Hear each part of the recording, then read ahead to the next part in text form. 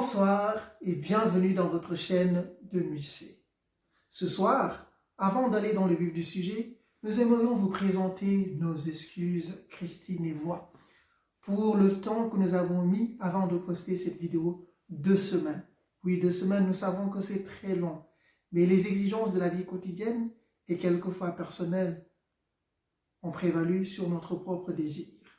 Ce soir, nous allons continuer la série entièrement consacrée à la question du mariage en parlant de la cérémonie proprement dite et des empêchements canoniques en matière de mariage. La suite ou le développement, c'est dans un instant. Mais n'oubliez pas d'activer la cloche qui vous permet de recevoir toutes les notifications, mais également de vous abonner dans notre chaîne et surtout de partager la vidéo autour de vous. Ça vous fera du plus grand bien. La vidéo de ce soir, nous la dédicassons entièrement à des personnes telles que le père Georges Diabonne, qui est le supérieur des missionnaires du Sacré-Cœur au Sénégal et en même temps le recteur du sanctuaire Kër Mariama de Kaolack. Nous la dédicassons également à toutes les personnes mariées, en particulier M. Gérard Racine et sa bien-aimée Bathilde Ndiaye, Madame Racine. Dans la vidéo précédente, nous vous avions parlé des 4 piliers qui fondent le mariage chrétien, ainsi que la forme ordinaire et extraordinaire. Nous avons aussi profité de l'occasion pour revenir en détail sur tout ce qui compose la forme dite, la forme canonique du mariage. Ce soir, c'est le grand soir, c'est le jour J, nous allons vous parler de la cérémonie proprement dite du mariage. La cérémonie proprement dite du mariage, comme vous le savez, c'est le grand jour où les époux vont se présenter devant la communauté des hommes et devant Dieu pour manifester de manière publique leur amour devant le prêtre ou le célébrant du mariage.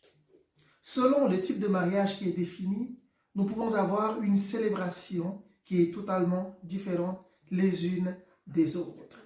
Mais pour ne pas compliquer la vidéo, nous allons cependant nous focaliser sur le mariage entre 2 personnes baptisées, c'est-à-dire le mariage catholique. Dans la vidéo de préparation du mariage, nous avons dit que c'était une époque, une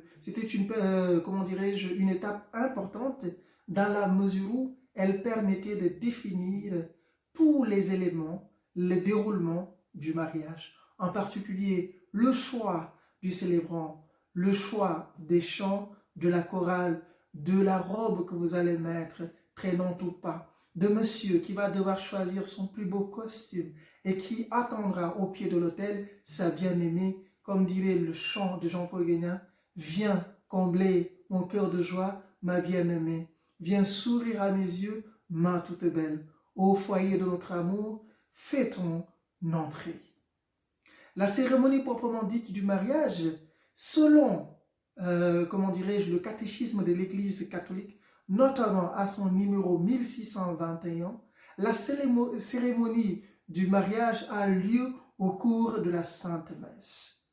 Cette manière de célébrer le mariage au cours de la messe est une manière de faire le lien entre les sacrements et le mystère pascal.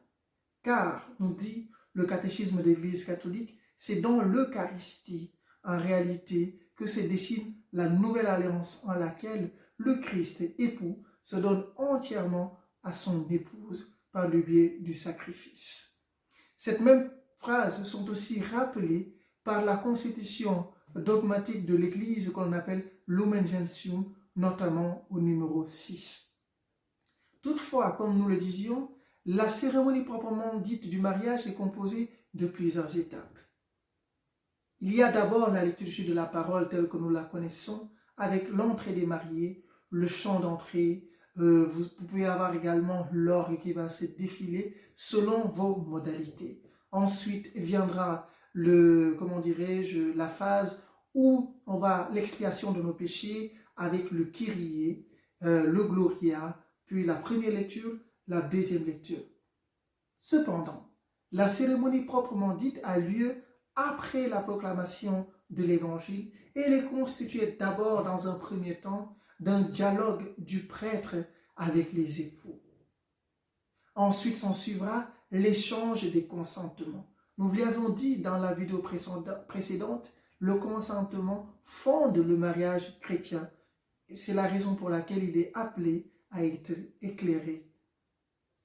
Ensuite, nous avons la bénédiction des mariés ou la bénédiction finale ou la bénédiction nuptiale, la présentation des couples aux mariés. Vous connaissez le rituel parce que cela fait des années que vous allez assister à un mariage ou plutôt où vous en êtes même les protagonistes. Donc voilà ce qu'on nous dit de la cérémonie proprement dite du mariage. Toutefois, rappelons que il s'agit de ce qu'on a dit depuis tout à l'heure, du mariage qui concerne deux parties baptisées. Car si l'on se retrouve dans un type de mariage qui est la disparité de culte, dans ce cas-là, le mariage ne peut pas avoir lieu au cours de la Sainte Messe dans la mesure où une des parties n'est pas chrétienne. Il ne peut pas non plus avoir lieu au cours des mariages dits mixtes, c'est-à-dire les mariages qui concernent des personnes de confession religieuse différentes. Dans ce cas-là, il y aura tout simplement la formule de liturgique du mariage qui va être déroulée au profit, au détriment de la forme traditionnelle plutôt que nous connaissons. Ceci étant dit, de la célébration proprement dite du mariage, elle se clôt plutôt avec l'enregistrement du mariage dans les registres. C'est une partie importante car elle permet d'avoir la traçabilité du mariage par le prêtre qui l'a célébré, ensuite par les couples qui vont devoir signer et parapher, ensuite des différents témoins de la part de la mariée et du marié. Donc, une étape très importante à faire, c'est l'inscription du mariage dans les registres, car cette inscription permettra plus tard au mariage d'être retranscrit par le chancelier du diocèse ou de l'archidiocèse. Ceci étant dit, nous allons nous intéresser maintenant à une partie plutôt technique, puisqu'il va faire appel à votre sens d'éveil et à votre capacité à jauger le droit ecclésial ou le droit canonique, c'est-à-dire la partie qui concerne les empêchements. Parlons à présent des empêchements. Dans le droit ecclésial, nous avons deux types d'empêchements ou deux catégories principales d'empêchements. D'une part, ce qu'on appelle les empêchements dirimants et d'autre part, ce qu'on appelle les empêchements prohibants. Définissons ces deux termes pour vous permettre d'avoir une compréhension juste et claire. La notion d'empêchement dirimant concerne le consentement invalide. Par le mot dirimant, vous pouvez le remplacer par ces synonymes suivants que sont annulant, rompant. Quand on parle de la notion d'empêchement dirimant, la plupart du temps, elle convoque deux notions en droit qui s'opposent et qui ne sont pas les mêmes. D'une part, nous avons ce qu'on appelle l'inhabilité et d'autre part, nous avons la question d'incapacité. Définissons ces deux termes encore. L'inhabilité empêche l'exercice du ius nubendi, c'est-à-dire le droit de se marier sur la base d'une loi positive, à distinguer avec le droit naturel. Alors que l'incapacité touche en réalité la notion d'impossibilité juridique, bien souvent profonde et enracinée, qui touche la notion de défaut grave en matière de mariage. Ceci étant dit, nous allons aussi nous intéresser à l'empêchement prohibant qui concerne la licéité de la célébration du mariage. À présent que nous avons défini ces deux termes qui semblaient compliqués, mais dont la définition vous a permis d'avoir une compréhension claire et juste, nous allons nous pencher aux différents types d'empêchements dirimants par rapport au droit ecclésial ou au droit canonique. Comme premier empêchement dirimant, nous avons ce qu'on appelle l'empêchement public ou occulte. Qu'appelle-t-on l'empêchement public? Et dit empêchement public, ce qui touche, ce qui ne peut être, comment dirais-je, justifié au fort externe.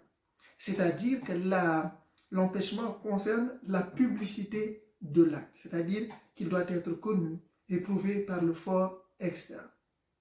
Quand on n'arrive pas à le faire, automatiquement on bascule de l'autre côté, c'est-à-dire l'empêchement occulte ou privé. Prenons un exemple simple de ce qu'on pourrait appeler la notion d'empêchement occulte.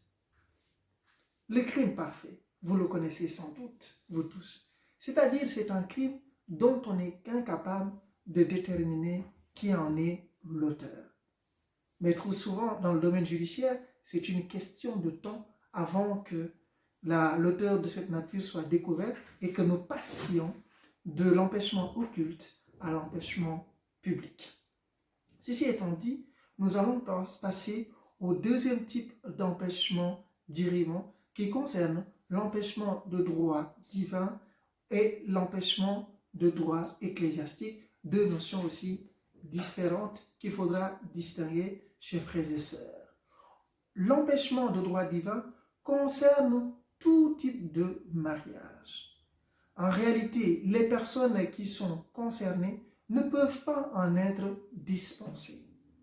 Contrairement, quand on parle de l'empêchement de droit ecclésiastique, il touche en réalité toutes les personnes baptisées de l'Église catholique. Et très souvent, la levée de l'empêchement ne peut se faire que par l'autorisation, par la dispense de l'autorité compétente légale. Très souvent, c'est l'ordinaire du lieu ou l'évêque diocésain. Le troisième type d'empêchement dérivant que nous avons, c'est l'empêchement qui concerne l'empêchement dit absolu et relatif. Et dit absolu, c'est-à-dire l'empêchement qui rend inhabile la personne de contracter le mariage avec n'importe quelle personne. Le contraire est dit empêchement absolu, c'est-à-dire celui qui rend inhabile la personne de contracter le mariage avec des types de personnes bien définis. Ensuite, comme quatrième type d'empêchement, nous avons ce qu'on appelle l'empêchement temporaire et l'empêchement perpétuel. Et dit empêchement perpétuel, c'est qui cesse de lui-même. Exemple, la notion d'impuissance perpétuelle. C'est-à-dire chez l'homme, l'incapacité qu'il a tout simplement à bander, c'est-à-dire à produire une érection, à faire la pénétration et à disséminer le spermatozoïde, excusez-moi de l'expression, c'est la vidéo qu'il exige dans le vagin de la femme. Donc, c'est un empêchement qui est perpétuel, c'est-à-dire qui n'a pas de durée temporaire. Le contraire de l'empêchement perpétuel, c'est l'empêchement temporaire, c'est-à-dire ce qui se délimite à une période bien déterminée et qui souvent fait advenir ce qu'on appelle la survenance d'un nouveau fait. Exemple, nous avons les mariages avec disparité de culte, la question du rapt et la question très souvent du décès du conjoint, car c'est temporaire et la personne a la possibilité de se remarier.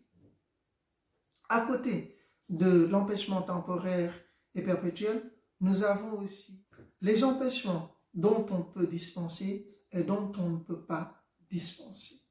Quand vous entendez ces types d'empêchements, il s'agit, dans le premier cas, c'est-à-dire des empêchements qu'aucune autorité ne peut donner la dispense. Exemple, nous avons la notion de consanguinité directe ou très souvent l'autre notion que l'on appelle le deuxième degré collatéral, en termes de droit que sans doute nous expliciterons plus tard. Quand on parle également des empêchements dont on peut dispenser, il s'agit de deux catégories. Ceux qui sont exclusivement réservés au Saint-Siège, c'est-à-dire au pape, comme la notion de mariage conclus et non consommés. Il y a aussi la question de l'ordre sacré, la question du vœu et la question du congicide. L'autre type d'empêchement dont on peut dispenser concerne, comment dirais-je, l'autorité ecclésiastique compétente locale, c'est-à-dire l'évêque diocésain. À présent que nous avons défini ce que nous entendons par empêchement dirimant et empêchement prohibant, nous allons la prochaine fois, dans la suite de cette vidéo, vous expliquer, non pas dans l'exhaustivité, mais prendre quelques exemples qui relèvent de ce qu'on pourrait appeler des empêchements prohibants particuliers.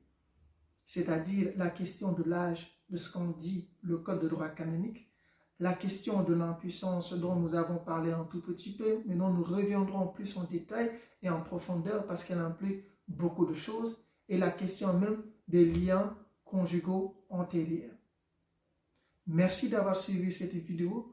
Nous vous donnons rendez-vous la prochaine fois et nous vous souhaitons la paix du Seigneur, qu'elle soit avec vous et avec nous. Merci, au revoir.